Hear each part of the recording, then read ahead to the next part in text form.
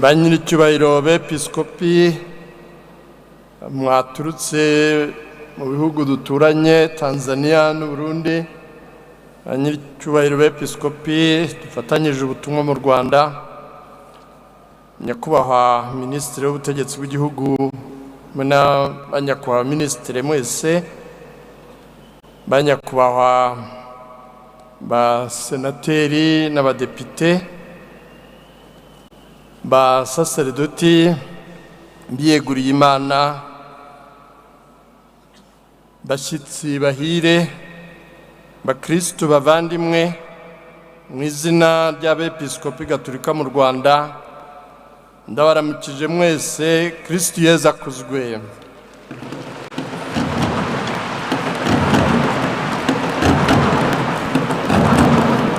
Kandi Yubile nziza kuri mwese.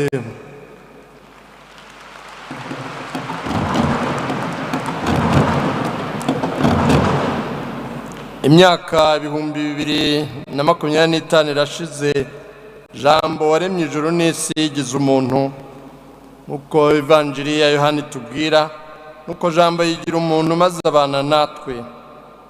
Niryo shingiro ry'ukwemera kwacu.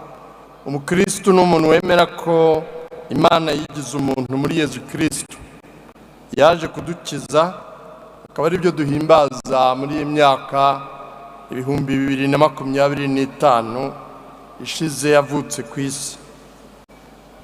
Ivuka rye ryatumye amateka y'isi agira ibice bibiri, mbere y'ivuka rye na nyuma ye. Abantu ntabwo bumvaga Imana ngo bakire inzira y'umukiro. Yaje kutwereka urukundo rw'Imana ruhebuje ngo adukize. Abamwakiriye bose yabahaye kuba abana b'Imana, abo nabemera izina rye. Turahimbaza Yubile nanone y'imyaka 125, inkuru nziza y'umukiro itugezeho mu Rwanda. Yubile ubu ni ku nshuro ya 5 Kiliziya mu Rwanda tuyizihiza, kuko buri myaka 25 twizihiza Yubile. Guhera mu 1925, 1950, 1975 n'iheruka y'ibihumbi 2000, benshi muri mwe twari kumwe. Ubu rero ku nshuro ya 5 tukaba twizihiza 2025. Yubile ni igihe cyo gushimira Imana, ikaba igihe cyo kwisuzuma no kwivugurura, igihe cyo gufata ingamba n'icyerekezo gikwiye, nk'uko mu bambanjirije bagiye babigarukaho. Kiliziya mu Rwanda imaze kugira amateka arimo ibyiza byinshi, ariko ikagira naho yagiye ihura n'ibihe bikomeye. Missionaries ba mbere bari bayobowe na Musenyeri Hilti. Tukaba twishimiye nuko turi kumwe n'umukuru w'Abamissionaries ba Afrika, dukunze kwita abapadiri bera, ariko ubu dusigaye dufite n'abapadiri bera birabura. Umukuru wabo ndagira ngo ahaguruke abasuhuze. Superior General of the Missionaries of Africa, you greet this assembly.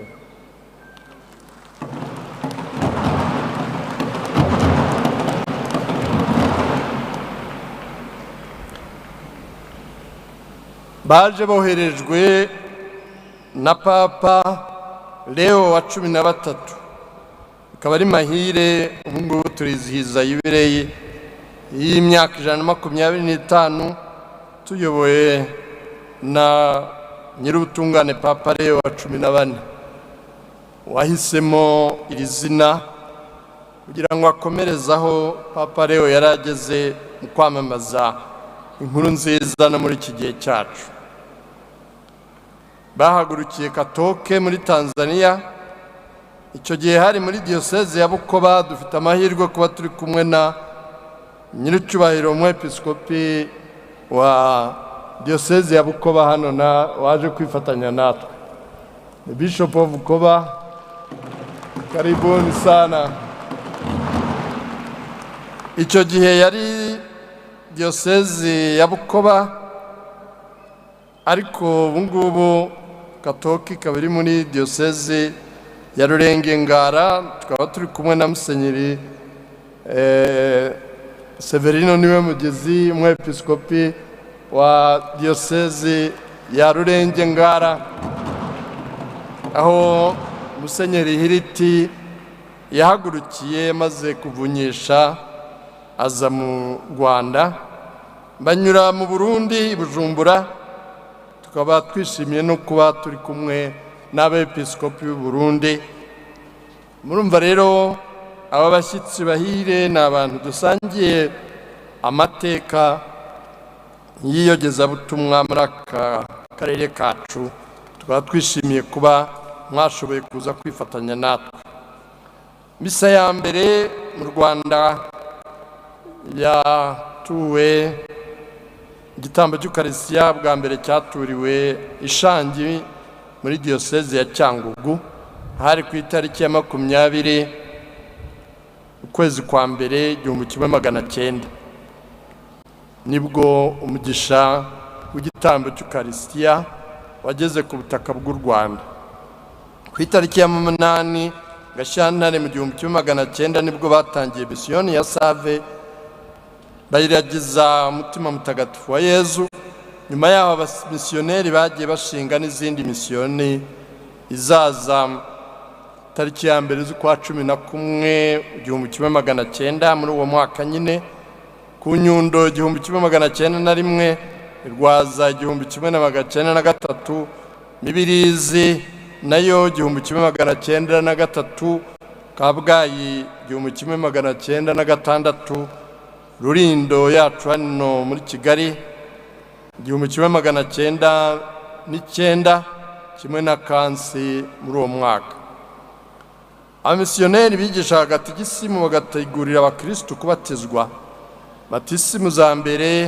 Batisimu ya mbere na mbere yabereye izaza muri diyosezi ya Kibungo 1902, izindi 26 ziba kuri Pasika mu 1903.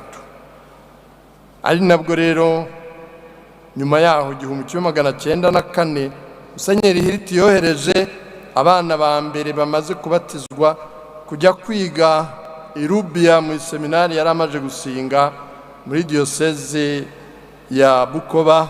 Turi kumwe n'umwepiskopi wa hano. Nuko nguko rero mu 1917, nyuma y'imyaka 17 gusa, mu Rwanda twabonye abasaserdoti ba mbere. Ni amateka akomeye adasanzwe kugira ngo ivanjiri igere ahantu. Nyuma y'imyaka 17 tube dufite abasaserdoti. Ni umugisha w'Imana, kandi dushimira ubwitange no kureba kure kwa Musenyeri Hiriti. Abikira ba mbere basezeranye mu 1919, naho abafurere mu 1929. Misiyoni rero zakomeje gushingwa, ku buryo muri Yubile y'umwaka w'1950 yahimbarijwe Isave Astrida. Hari hamaze gushingwa misiyoni 40, hari abapadiri b'Abanyarwanda 90, abakristu babatijwe bari bamaze kugera ku 357,722. Umusenyeri wa mbere w'umunyarwanda yabuhawe ku itariki ya 14 z'ukwa 2 1952, Musenyeri Aloyizi Bigira umwami, wabaye n'umwepiskopi wa mbere mu cyitwaga Afurika Mbirigi, Rwanda, Kongo n'u Burundi. Ku itariki ya 28 Ugushyingo 1981, mu Rwanda nanone twagize umugisha mu mateka yacu umugisha ukomeye Bikira Mariya yabonekeye bwa mbere Kibeho. Amabonekerwa yarakomeje kugera ku itariki ya 28 Ugushyingo 1989 yemezwa na Kiliziya muri Kamena 2001. Kugeza ubu ngubu niyo mabonekerwa yonyine yemewe na Kiliziya ku mugabane wa Afurika. Ni umugisha dushimira Imana muri aya mateka ya Kiliziya mu Rwanda. Ubutumwa bwa Bikira Mariya bugaragaza neza ko iyo bwubahirizwa u Rwanda rutari kunyura mu icuraburindi rya Jenoside yakorewe Abatutsi muri 1994. Ubwo butumwa n'ubu burakomeza cyane cyane hagira ati ukwemera n'ubuhakanyi bizaza mu mayeri. Mugomba gushishoza, ukwemera n'ubuhakanyi bizaza mu mayeri. Turabibona muri iki gihe, nimusabire isi kuko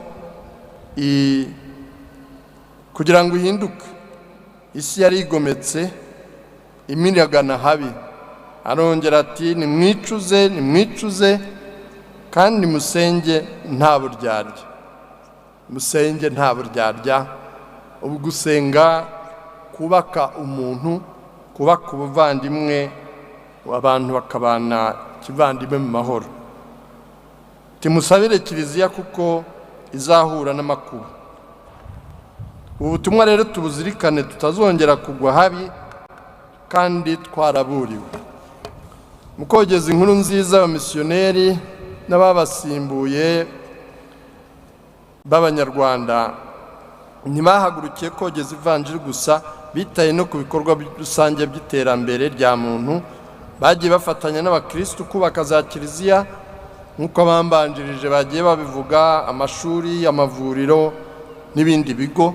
Bagiye batega amatwi uko Ikinyarwanda kivugwa, bagishyira mu nyuguti, bagishyira mu ndimi zishobora kwandikwa. Ari ibintu nk'uko mu Cyongereza bavuga we take for granted. Ubu ngubu tubona ururimi rw'Ikinyarwanda rwandikwa, rusoma, rwandikwa, ibitabo byandikwa mu Kinyarwanda. Ariko tujye tuzirikana Missionaries bafashe umwanya bagatega amatwi uko Ikinyarwanda kivuga, bakagenda batandukanya inyuguti ku yindi n'ibihekane kugeza ururimi rwacu rushobora kwandikwa. Hanyuma bigisha abantu gusoma no kwandika. Ahari misiyoni hatangiraga n'ishuri, n'ubu kandi birakomeza. Bitaye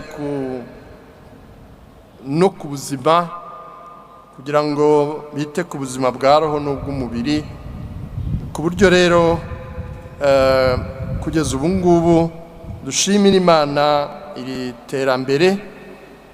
Abogezabutumwa bafashije mu by'ubushakashatsi, mu buhanga n'umuco. Kiliziya yatangiza icapiro rya mbere mu Rwanda i Kabgayi mu 1932, itangiza ikinyamakuru cya mbere cya kinyamateka mu 1933, n'akanyamakuru k'abana Hobe mu 1954, bitoza bato gusoma. Byose biracyariho kandi bifasha benshi. Bahaye agaciro ururimi rw'Ikinyarwanda, barwandikamo inyandiko za Kiliziya zishyirwa mu Kinyarwanda. Bandika byinshi bitari bizwi byari mu mateka y'abakurambere bacu. Mu bihe bya vuba Kiliziya yatangije n'ibigo by'iterambere, ibigo by'imari biciriritse bifasha abakene nka REMIT. Baranzwe kandi no gushyira imbere ibikorwa by'urukundo. Caritas yatangiye mu 1960 yitwa Secours Catholique, yatabaye abari mu kaga muri ibyo bihe bikomeye igihugu cyacu cyarimo ukwicwa no guhunga. Ibitaro byita ku bafite ubumuga nka Gatagara, Indera, bamugaye mu mutwe byatangijwe n'abogezabutumwa. ababikira b'abizera Mariya, ababikira b'abakarikuta baziho kwita ku bakene n'abari mu zabukuru, umugaragu w'Imana Rugamba Sipiriyani n'abafurere b'amashuri bashinga n'ingo zita ku bana baba mu muhanda n'abamugaye, bakabereka urukundo baba baraburiye iwabo. Kiliziya yitaye kuri bose itarobanuye amoko, ibitsina, imyaka n'ibindi. Bavandimwe rero, nubwo hari ibyiza byinshi dushimira Imana, ariko Kiliziya mu Rwanda yagiye igira n'ibibazo bikomeye. Mu bihe bitandukanye by'amateka hagiye hagaragara mu bana ba Kiliziya ibikorwa n'imyitwarire bihabanye n'ijambo ry'Imana. Wavuze mu izina ry'Abigarayiki yabigarutseho, turakomeza kubishimangira kuko bibabaje. Habaye inzangano n'amacakubiri ku byiswe amoko. Ibi byateye ubugizi bwa nabi, ubuhunzi, intambara, ubwicanyi ndengakamere, kugeza no kuri jenoside yakorewe Abatutsi mu 1994. Ibyo birababaje kandi ni ibyo kugaya no kwamaganwa. Hari abakristu bagendeye muri icyo kigare barahemuka, bagira uruhare mu bwicanyi no muri ibi bikorwa bibi. Abo bose rero dukomeje kubasaba kwicuza, gusaba imbabazi no kwiyunga n'abo bahemukiye, no kuyoboka inzira y'ubwiyunge n'ubudaheranwa Abanyarwanda bose barimo kandi bahamagarirwa. Ariko turashimira Imana ko muri Kiliziya muri ibyo bihe bikomeye habonetsemo n'intwari zitazibagirana zabaye abahamya b'ukwemera aho rukomeye, ndetse hari n'abatanze ubuzima bwabo banga guhemuka. Babaye udutara duto twagiye twaka mu mwijima w'icuraburindi w'icyo gihe. Turasaba abato n'abakuru bagiharanwe n'amacakubiri kuva muri uwo murongo. Kuri uyu munsi turabasabira ingabire yo guhinduka, bakubaka igihugu gifite ejo heza, kugira ngo abana bacu tuzabasigire umurage w'ubuvandimwe n'amahoro. Ubu duhimbaza Yubile rero dushimira Imana yo gucungurwa kwa muntu y'imyaka 125. Hari byinshi dushimira Imana byagiye bigarukwaho. Ubu ngubu za misiyoni paruwase zitwa paruwase ubu ngubu nyuma y'1959 Kiliziya mu Rwanda ishyizwe ku rwego rwo kuva muri vikariya ikaba diocese, n'amaparuwase akaba nako za misiyoni zikaba paruwase. Ubu turizihiza Yubile dufite paruwasi 236 ziri muri diocese 9, abakristu gatolika babarirwa muri 5,000,000, abapadiri 1,160, abakorera mu madiocese n'abakorera mu miryango itandukanye, abiyeguriye Imana b'igitsina gore 3,884, ab'igitsina gabo 445, amashuri abanza 1,758, amashuri yisumbuye 1,052, kaminuza 6, ibigo nderabuzima 107 n'ibitaro 10, ibigo mbonezamikurire 263. Ni ibyiza dushimira Imana kugira ngo kandi komeze ibyo byose, ariko birajyana kubera amateka twanyuzemo no gukomeza gufasha inzira y'ubumwe n'ubwiyunge no kurwanya ingengabitekerezo ya jenoside.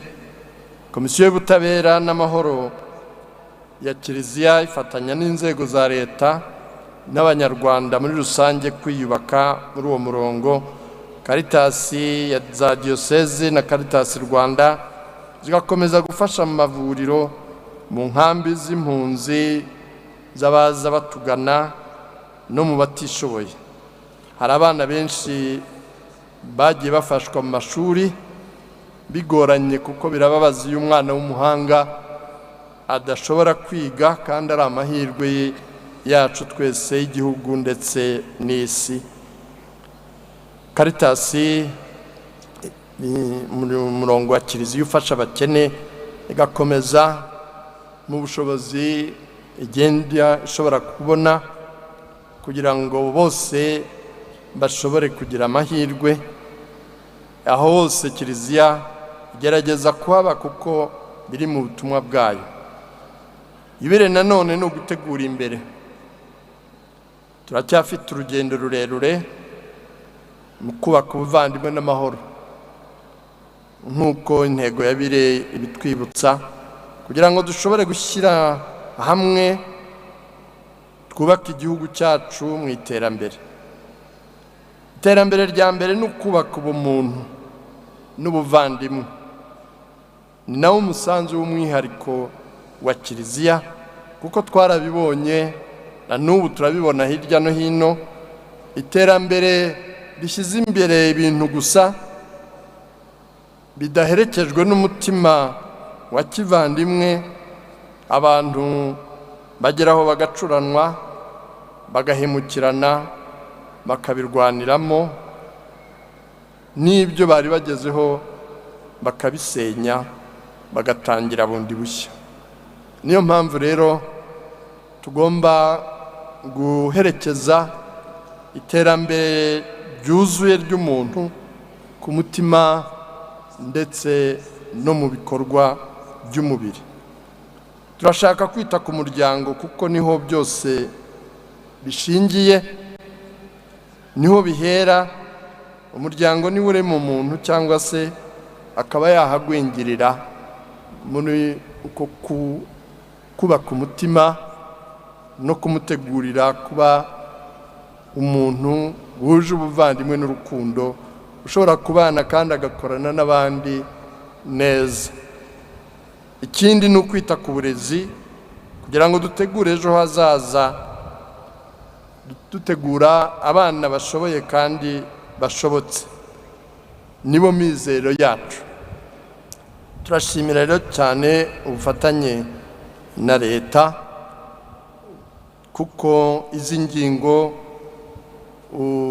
umuryango n'uburezi ari ibintu twishimira ko bashyize imbere.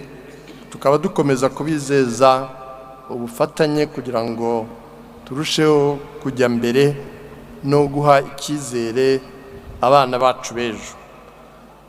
Mu gusoza iri jambo sinabura gukomeza kugira icyo mvuga kuri kiliziya zacu zigifunze. Muri paruwasi ubu dufite paruwasi 24 zigifunze.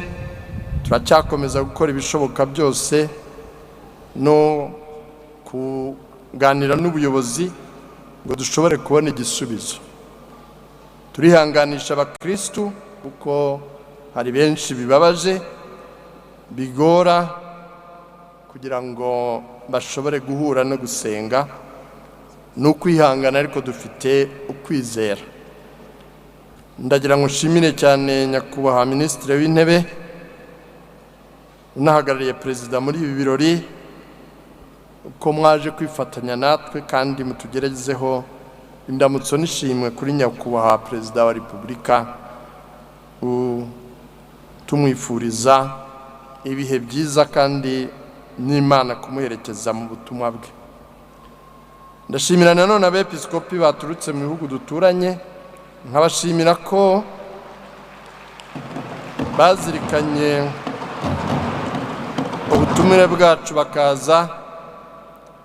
Abepiskopi baturutse mu bihugu duturanye, Rwanda n'u Burundi, uhagarariye umwepiskopi wa diyoseze